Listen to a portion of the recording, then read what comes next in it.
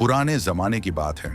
पहाड़ों और सूखी धरती के बीच बसा था एक भुला बिसरा गांव, खुश्कपुर। इस गांव में न हरियाली थी न उम्मीदें। सूख चुकी जमीन पर जैसे इंसान भी दरारों की तरह बिखरे हुए थे।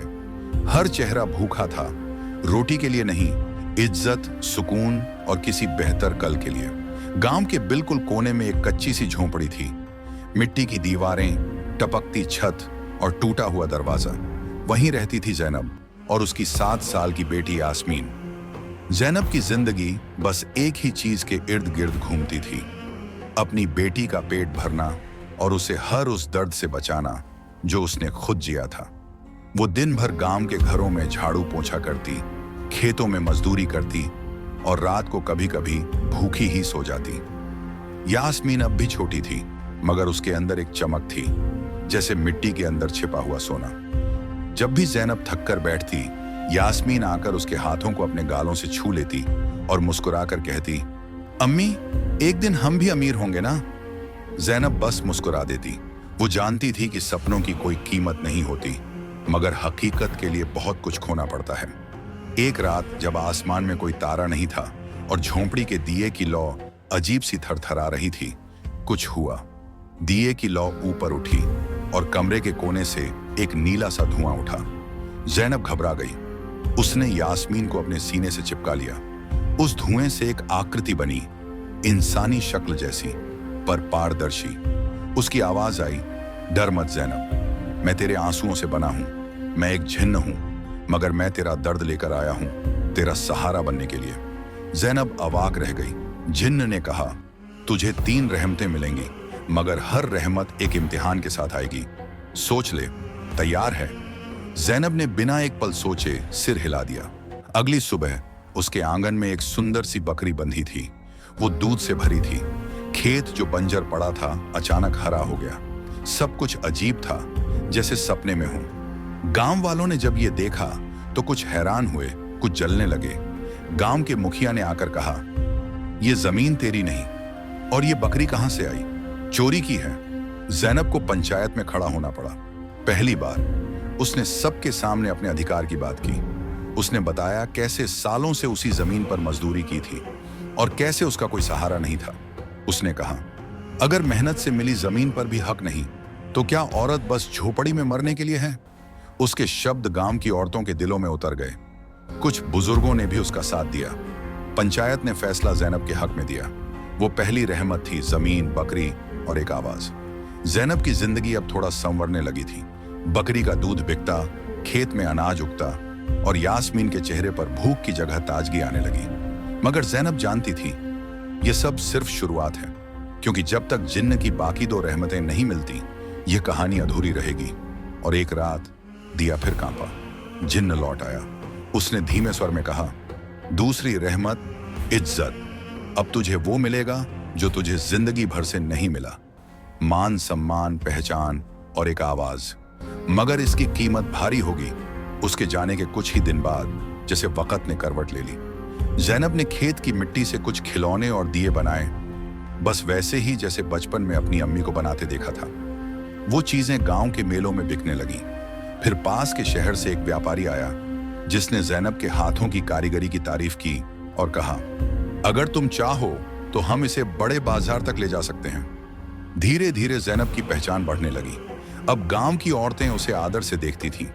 जिन लोगों ने कभी उसकी मजबूरी का मजाक उड़ाया था, अब उन्हीं के घरों में जैनब के बनाए दिए जलते थे। यास्मीन भी अब स्कूल में सबसे तेज थी। गांव के बच्चे उसे दीदी कहकर पुकारते थे। वो अपने से छोटी लड़कियों को पढ़ाती थी, सिखाती थी कि लड़कियां भी उड़ सकती हैं, अगर कोई उनका पंख न तोड़े। मगर जिन्न ने जो कहा था, कीमत भारी होगी, वो बात अब असल में बदलने लगी। शहर से एक बड़ा व्यापारी फिर आया। उसने जैनब को कहा, तुम्हारे पास हुनर है, मैं तुम्हें शहर ले चलता हूं। बड़ी दुकान, बड़ा नाम, बस गांव छोड़ दो। यास्मीन को एक नामी स्कूल में डाल देंगे, गरीबी की परछाई भी नहीं रहेगी। रात को जैनब ने यास्मीन से बात की, अम्मी, अगर हम शहर जाएंगे तो मैं फिर इन बच्चियों को नहीं पढ़ा पाऊंगी। ये जो मैं कर रही हूं, ये मेरा सपना बन गया है। जैनब ने उसकी आंखों में वो आग देखी जो किसी मां की सबसे बड़ी जीत होती है, खुद से बेहतर बनने की आग। अगले दिन व्यापारी लौट कर गया, खाली हाथ। जैनब ने कहा था, मैं मिट्टी की बनी हूं, मेरी जड़ें यहीं हैं, मैं फल बन जाऊं पर पेड़ से टूटकर नहीं गिरना चाहती। गांव के लोग जैनब की मेहनत की इज्जत करते थे, बल्कि उसकी सोच को भी अपनाने लगे थे। औरतें अपने हुनर पर भरोसा करने लगी, बेटियां स्कूल जाने लगी। रात को जब जैनब ने यास्मीन के सिर पर हाथ फेरा तो उसकी आंखों में एक सुकून था। उसने सोचा, दूसरी रहमत पूरी हुई। लेकिन अब अगली परीक्षा का डर दिल में दस्तक देने लगा है। और जैसे ही हवा ने दिए की लौ को छुआ, जिन्न फिर प्रकट हुआ। उसकी आवाज में इस बार एक अजीब सी उदासी थी।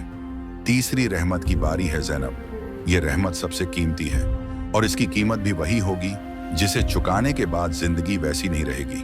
तेरी बेटी बहुत जल्द एक ऐसी बीमारी से ग्रस्त हो जाएगी जिससे कोई नहीं बचेगा। मैं उसे बचा सकता हूं, मगर इसकी कीमत तुम्हें अपनी सबसे प्यारी चीज से चुकानी होगी। जैनब की सांसें थम गईं। क्या कीमत? तेरी यादें, वो हर लम्हा जो तूने यास्मीन के साथ जिया, उसका पहला कदम, पहली मुस्कान, वो पहली बार जब उसने तुझे अम्मी कहा, वो सब मिटा दूंगा। उसके दिल में तेरी कोई जगह नहीं रहेगी। जैनब की आंखों से आंसू बहने लगे। उसने जिन्न से कुछ नहीं कहा, बस यास्मीन के माथे को चूमा और धीरे से बोली, मेरे लिए यादें मायने नहीं रखती जब तक वो सांस ले रही है। अगली सुबह यास्मीन की हालत गंभीर थी। तेज बुखार, बेहाशी, कांपता बदन। लोगों ने जैनब को ताबीज, दवा, दुआ सब कुछ दिया, पर वो जानती थी यह सिर्फ जिन्न ही बदल सकता है। रात को जब यास्मीन की सांसें धीमी पड़ने लगीं, जिन्न आया।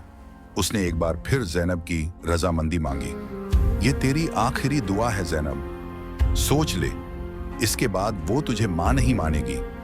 जैनब ने अपने आंसुओं में मुस्कुराते हुए कहा, मैंने मां होने का फर्ज निभाया, अब यादों की जरूरत नहीं। जिन्न ने हाथ बढ़ाया, एक चमकदार रोशनी उठी और फिर अंधेरा छा गया। जब सुबह हुई, यास्मीन स्वस्थ थी, जैसे कुछ हुआ ही नहीं था, पर उसकी आंखों में जैनब के लिए अजनबीपन था। आप कौन हैं? उसने पूछा। जैनब ने बस इतना कहा, मैं वो हूं जो तुम्हारे लिए हर रोज खुदा से दुआ मांगती रही। यास्मीन झिझकते हुए मुस्कुराई, जैसे दिल के किसी कोने में कोई टूटा हुआ तार बजा हो। समय बीतता गया। यास्मीन फिर से पढ़ने लगी, पढ़ाने लगी और धीरे धीरे अपने आसपास की औरतों और बच्चियों के लिए प्रेरणा बन गई। पर उसकी आंखों में अब भी कभी कभी जैनब के लिए कुछ खास झलकता, जैसे दिल कुछ पहचानता है जो दिमाग नहीं समझ पाता। गांव में लोग कहते हैं कि जैनब अब न सिर्फ एक मां है, बल्कि एक मां की मिसाल है, जिसने अपनी यादें कुर्बान कर दी पर अपनी बेटी की जिंदगी बचा ली। एक रात जब जैनब अकेली बैठी थी, जिन्न आखिरी बार आया।